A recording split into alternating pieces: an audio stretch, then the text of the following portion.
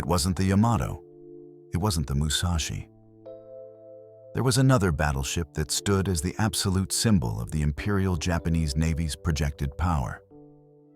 This vessel was considered invincible, a legend forged in the fires of Guadalcanal, where it rained destruction upon American Marines. But this old general did not fall in a blaze of glory during a massive fleet engagement like Midway or Leyte Gulf. Instead, it was executed in a cold, calculated hunt amidst the pitch-black darkness, where a giant was rendered helpless against an invisible assassin.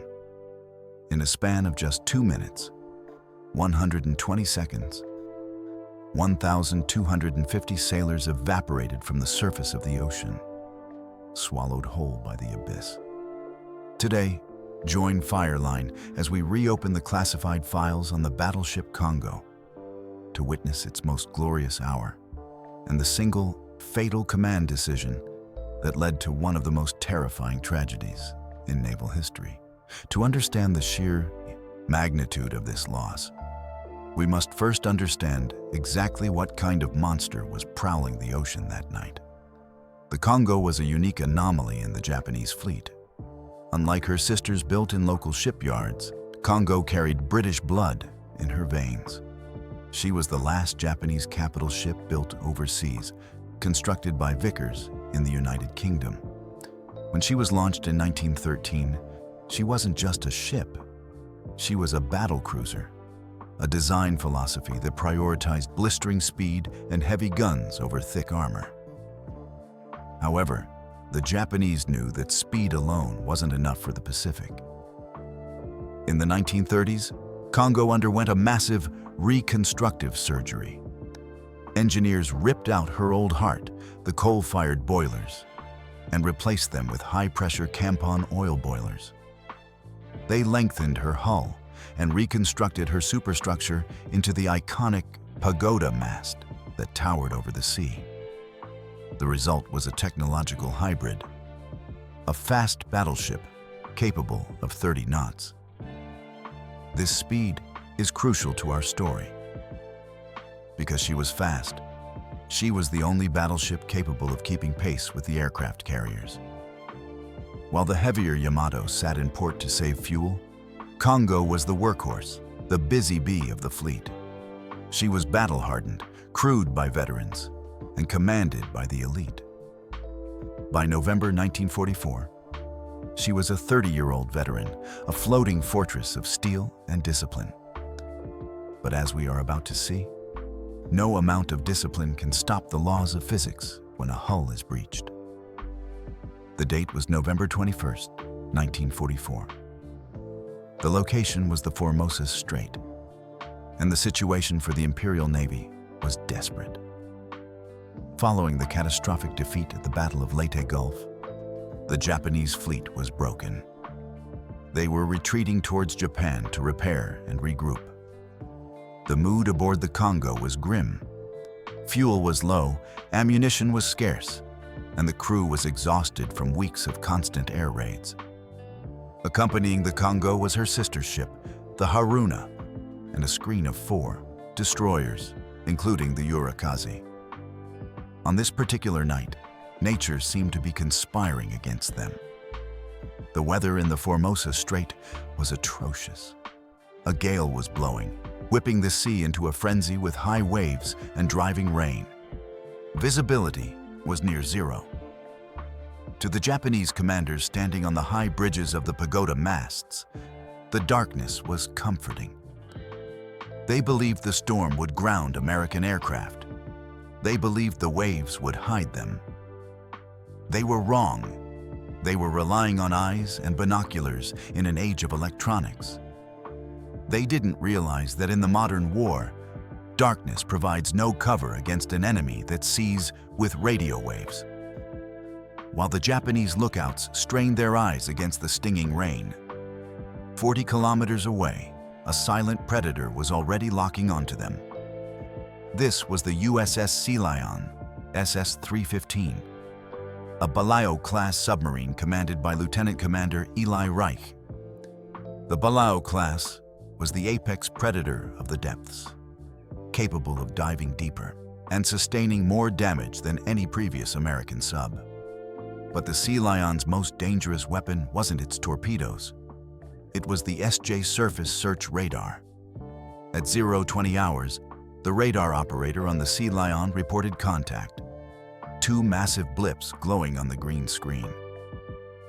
The distance was extreme, 40,000 meters. But the radar cut through the rain and darkness with terrifying precision. Commander Reich didn't need to see the ships to know what they were. The sheer size of the radar return screamed, "Battleship." Reich made a bold tactical decision. The Japanese task force was moving fast, roughly 16 knots, and zigzagging to prevent submarine attacks. If Sealion stayed submerged, the battery-powered electric motors would be too slow to catch them. Reich ordered the submarine to stay on the surface. He would use his diesel engines to race the battleships in the dark, performing a classic end-around maneuver. For hours, the Sealion sprinted through the heavy seas, battered by waves, its engines roaring, gradually overtaking the Japanese giants. The Japanese radar, inferior and hampered by the storm, failed to detect the low profile of the submarine. By 02:45 a.m., the trap was set. Sealion had positioned itself ahead of the Japanese formation. Commander Reich turned his boat to create a firing solution. The sea was so rough that the submarine was rolling violently, making it incredibly difficult to aim. Reich had to calculate the deflection, the lead angle, perfectly. He decided to fire a spread of 6 Mark 14 torpedoes. 3 were aimed at the leading battleship Kongo, and 3 were aimed at the second battleship, Haruna. At 02:56 a.m., the order was given to fire. The submarine shuddered as the compressed air launched the deadly cylinders into the black water. The crew of the Sealion held their breath, counting the seconds. The torpedoes raced at 46 knots, invisible beneath the whitecaps of the storm. What happened next was a sequence of destruction that defies imagination. The first tragedy did not befall the Kongo. It befell her escort. One of the torpedoes intended for the second battleship missed its target. Instead, it found the destroyer, Urakaze. The Urakaze was a 2,000-ton warship carrying over 300 men. The torpedo didn't just hit the hull, it struck directly into the forward magazine, the room storing tons of high explosives and ammunition. The result was not a sinking, it was an evaporation. Witnesses on the other ships described a blinding flash that turned night into day, followed by a thunderous roar that shook the ocean floor. A massive fireball erupted where the destroyer had been. When the light faded a split second later, the Urakaze was simply gone. There was no burning wreckage, no survivors in the water, no distress call. All 307 souls aboard were instantly atomized. It was a horrific omen of what was to come. But the crew of the Kongo had no time to mourn. At almost the exact same moment, 2 torpedoes slammed into the port side of the battleship. The impacts were devastating. The warheads detonated against the armor belt, punching massive holes into the hull. Specifically, they breached boiler room number 6 and boiler room number 8. Imagine the scene inside the ship. Scalding steam burst from ruptured pipes, cooking men alive instantly. Cold seawater rushed in at high pressure, mixing with the thick, black fuel oil. The lights flickered and died, plunging the lower decks into absolute darkness and chaos. However, on the bridge, the situation was misread. The Kongo was a beast of 30,000 tons. She had survived bomb hits and shell fire before. Captain Shimazaki and the fleet commanders believed the ship could shrug off 2 torpedo hits. They were arrogant. They were confident in the ship's compartments. And this confidence led to the fatal mistake. Captain Shimazaki made a decision that would seal the fate of every man on board. He assessed the damage and ordered the ship to maintain speed. He had reasons for this. The Urakaze had just blown up. He knew a submarine was out there. If he stopped the ship to inspect the damage, he would be a sitting duck for further attacks. So, he ordered the Kongo to keep moving at 16 knots to escape the kill zone. This was a tactical decision, but it was a physics disaster. Let's look at the hydrodynamics. When a ship has a massive hole in its hull and moves forward at high speed, the water doesn't just flow past, it is forced into the hole with tremendous pressure. This is known as the ramming effect. By maintaining 16 knots, the Kongo was literally scooping thousands of tons of water into her own belly. The pressure on the internal bulkheads, the walls designed to stop flooding, became unbearable. These bulkheads were riveted steel from 1913, reinforced in the 30s, but they were not designed to withstand the hydraulic pressure of the ocean being forced in at 16 knots. One by one, the internal walls collapsed. The Yatisam flooding spread from the boiler rooms to the engine rooms, and then to the auxiliary spaces. The ship began to list to the port side. First 10 degrees, then 15 degrees. Damage control teams fought a losing battle. In the darkness, waist-deep in oil and freezing water, they tried to shore up the walls with timber, but the force of the water snapped the wood like toothpicks. The ship's speed began to drop, not because the captain ordered it, but because the engines were drowning. 14 knots, 12 knots, 10 knots. As the list reached 20 degrees, the situation became critical. The storm outside made it worse.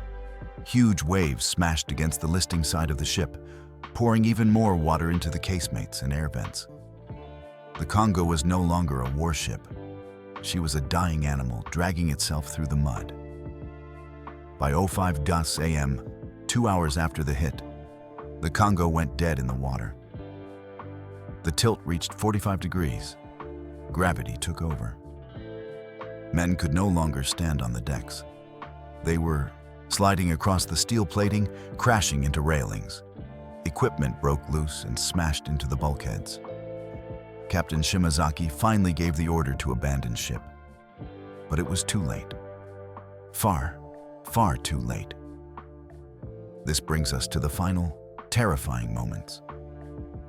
The evacuation had barely begun when the laws of buoyancy failed completely. At 05:24 AM, the Kongo began to capsize. The massive pagoda mast, as tall as a 12-story building, dipped towards the waves. The ship rolled over a full 90 degrees. For the men trapped inside the hull, the world turned sideways. Darkness, screaming metal, and the roar of rushing water filled their final moments. But the horror wasn't over.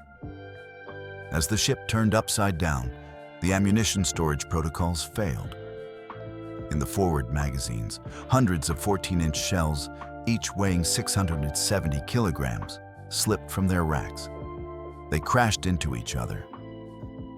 Simultaneously, the boilers, still superheated, came into contact with the cold ceiling of the boiler rooms. The result was a super magazine detonation. Observers on the nearby destroyer Urakaze watched in horror as the sea erupted. A colossal column of fire pierced the storm clouds, visible for miles. The explosion was so violent, it didn't just break the ship. It tore the 30,000-ton steel structure in half. This is the moment of the 2-minute disappearance.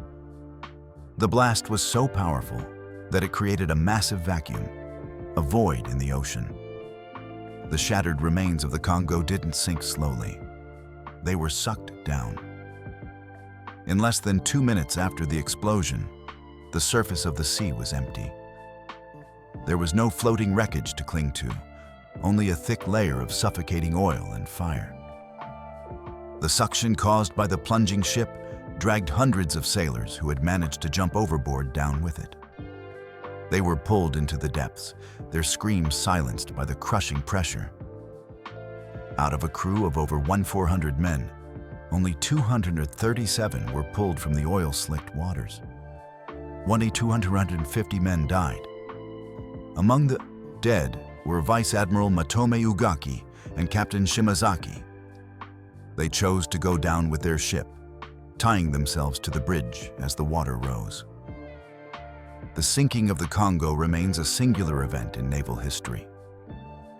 She holds the tragic distinction of being the only battleship in the Imperial Japanese Navy, and indeed, one of the few in world history to be sunk solely by a submarine.